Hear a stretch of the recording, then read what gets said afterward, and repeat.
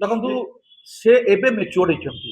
ମୁଁ ଯୋଉ ଦିନ ରାଜନୀତି ଆରମ୍ଭ କଲି ସେଦିନ ମେଚ୍ୟୁର୍ଡ ହେଲି, ତାପରେ ଲୋକ ମତେ ସାର୍ଟିଫିକେଟ ଦେଲେ।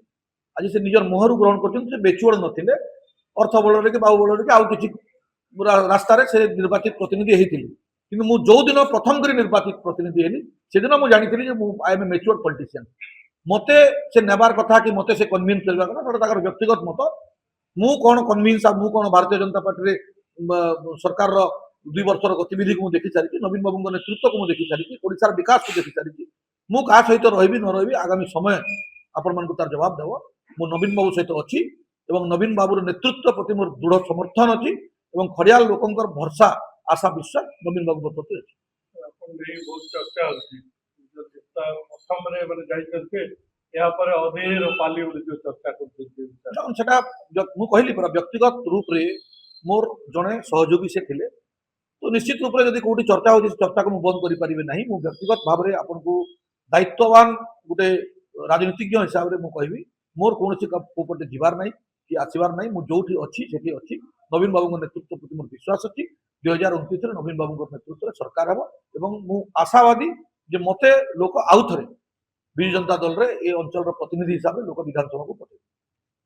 ଦେଖନ୍ତୁ ଆପଣମାନେ ଗଣମାଧ୍ୟମରେ ଖବରକାଗଜ ମାଧ୍ୟମରେ ଆମେ ଜାଣିବା ପାଇଁ ପାଇଲୁ ଯେ ଆମର ଖଡ଼ିଆଳର ନଗରପାଳ ଏନ୍ଏସିର ଅଧ୍ୟକ୍ଷ ଉଜ୍ଜଳ ଗୁପ୍ତା ଭାରତୀୟ ଜନତା ପାର୍ଟିରେ କିଛି କାଉନସିଲରମାନଙ୍କୁ ନେଇକି ସାମିଲ ହେଲେ। ଆପଣମାନଙ୍କୁ ମୁଁ କହିଦେବା ପାଇଁ ଚାହେଁ ଯେ ସେ କଂଗ୍ରେସ ଦଳରେ ଜିତିକରି ସେ ଏନ୍ଏସି ଅଧ୍ୟକ୍ଷ ହେଇଥିଲେ। ଆମର ବିଜୁ ଜନତା ଦଳରୁ 3 ଜଣ କାଉନସିଲର ମଧ୍ୟ ଭାରତୀୟ ଜନତା ପାର୍ଟିରେ ତାଙ୍କ ସହିତ ଜଏନ୍ କଲେ। ଯଦି ମୁଁ ପାର୍ଟି ଦୃଷ୍ଟିକୋଣରୁ କହିବି କୌଣସି ପ୍ରକାର ବିଜୁ ଜନତା ଦଳ ଗୋଟେ ଆଗାର ସମୁଦ୍ର, ସେଥିରେ କିଏ ଗୋଟେ କାଉନସିଲର କି କିଏ ଗୋଟେ ଚେୟାରମ୍ୟାନ୍ କେତେବେଳେ କୋଉଠି ଗଲା ନିଜର ସ୍ୱାର୍ଥ ପାଇଁ ସେଥିରେ ବିଜୁ ଜନତା ଦଳର କୌଣସି ପ୍ରକାର କ୍ଷତି ହେବାର ମୁଁ ଅନୁଭବ କରୁନାହିଁ।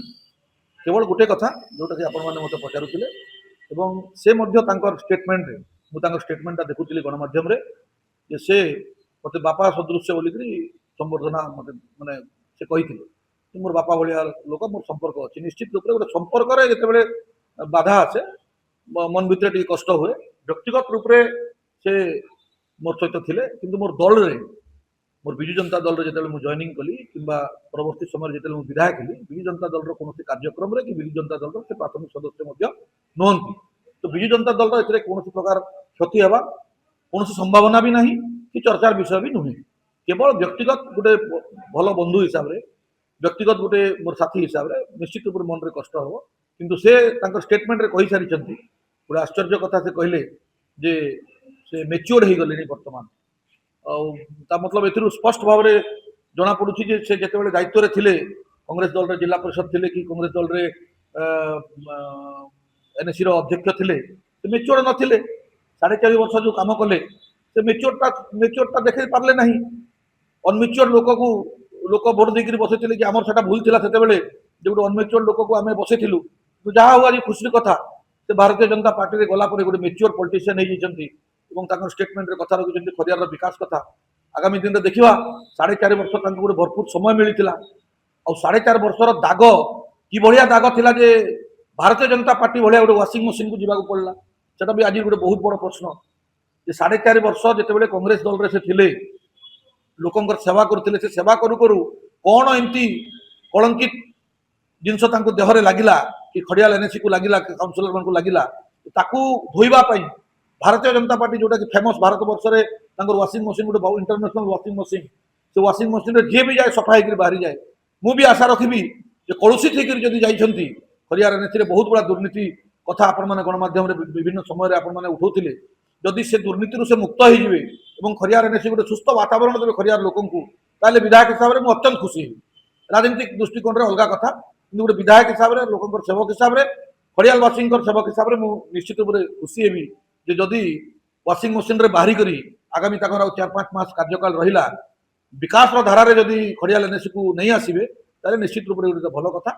କିନ୍ତୁ କୌଣସି ପ୍ରକାର ସେ ନିଜେ ଗୋଟେ ଆଶା ସେ ଗୋଟେ ଆପଣମାନେ ଜାଣିଥିବେ ଯେ ଉଜ୍ଜଳ ଗୁପ୍ତା ମୋର ବ୍ୟକ୍ତିଗତ ସମ୍ପର୍କ ଅଲଗା କଥା କିନ୍ତୁ ସେ ଗୋଟେ ପ୍ରତିଷ୍ଠାତା ବ୍ୟବସାୟୀ ସେ ରାଜନୀତିକୁ ବୋଧେ ବ୍ୟବସାୟ ସହିତ ଗୋଟେ ତୁଳନା କରୁଛନ୍ତି ହେଇପାରେ ଯେ मोर सहित रहिले किछि अर्थ तांको मिली पारि नथिला कि आ कोन खर्च करि पारु नथिले कि मु बाधा होतिली बोधे किछि गुटे तांकर मन रे थिबो आज तांको क्लीन चिट मिलिछि जे खरियार को विकसित करबा पई मु भी अपेक्षा करिवि आशा रखिवि खरियाल को विकास करंतु भल मार्ग रे 4.5 वर्ष तो चली पारले नहीं आज भल मार्ग रे जीवा पई मु आशा रखिवि एवं जोटा कहूतिली जे गुटे व्यवसाय कथा आज भारतीय जनता पार्टी रे जो माने भी जाउछंती आपण पूर्ण इतिहास को देखंतु जो दिन तो मोहन माझी सरकार गठन होइछि ओडिसा रे विभिन्न व्यवसाय आरंभ करके जेते कलुषित अध्याय नेता अछंती समस्ते भारतीय जनता पार्टी प्रति आकृष्ट होउछंती कोन पई जे सेथिरे व्यापार करिया पई अनेक सुजोग मिलिताय मोर दल रे कि मोर पाखरे व्यापार करिया पई सुजोग मिले नाही मोते सेटा गोटे बहुत बड़ कारण हेतिबो मते से व्यक्तिगत रूप से छाड़िबा पई कि मोर दल को से छाड़ी नाहंती कि मोर दल रे थे नथिले कि मोर तांकर विषय चिंता भी करिवार नहीं जे मोर दल रो क्षति हेबो मो लोकंकर ऊपर मोर विश्वास अछि मु कोन मु निजे जाने एवं मु जो मार्ग रे जाउछि से भी मध्य तांकर स्टेटमेंट रे कहछन्ती मोर विकास रो गोटे मात्र लक्ष्य जे खड़ियाल अंचल रो विकास से विकास रो धारा सहित मु अछि एमती केते जिबे आ केते आसीबे निर्वाचन समय रे एटा हेई थाए आगामी दिन रे आउरी मध्य हबार संभावना थाए सेटा को एडा दिए पारिबो नाही आमे हमर दल प्रति हमर कार्यकर्ता प्रति हमर नेतृत्व नवीन बाबू नेतृत्व प्रति दृढ़ नेतृत्व प्रति आमे संतुष्ट अछु एवं आमे हमर कार्य रे सबले व्यस्त अछु निश्चित रूप रे आगामी दिन रे बिजु जनता दल हरियाणा निर्वाचन मंडली नुहे केवल समग्र ओडिसा रे आमे सरकार रे आसीबु एवं नवीन बाबू नेतृत्व को लोक पुणी थरे आशीर्वाद करिबु।